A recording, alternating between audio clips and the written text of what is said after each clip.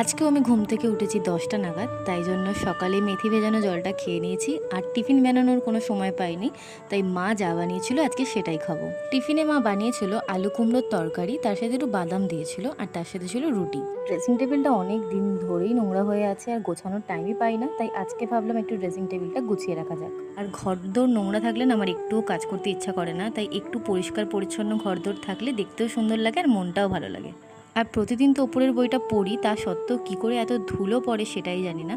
আর নিচের বইগুলো তো একদম ধুলো জমেছিল, একদম ক্লিন করে পরিষ্কার করে নিয়েছি, দেখতেও জায়গাটা সুন্দর লাগছে। আর আজকে লাঞ্চে খেয়েছি আমার ফেভারিট খাবার, ডাল সেদ্ধ, আলু সেদ্ধ আর ভাত, তার সাথে একটা ডিম ভাজা ছিল। আর আমার দুই গালে দুটো মাসি পিসি ঘুরতে এসছে, জানি না এরা কতদিন থাকবে। আর যেহেতু আজকে মঙ্গলবার আমার গিটারের ক্লাস থাকে, তো স্যার চলে যাওয়ার পরে আমি আরেকটু প্র্যাকটিস করে নিচ্ছিলাম, কারণ নেক্সট উইকে স্যার বলেছে আমার এক্সাম নেবে।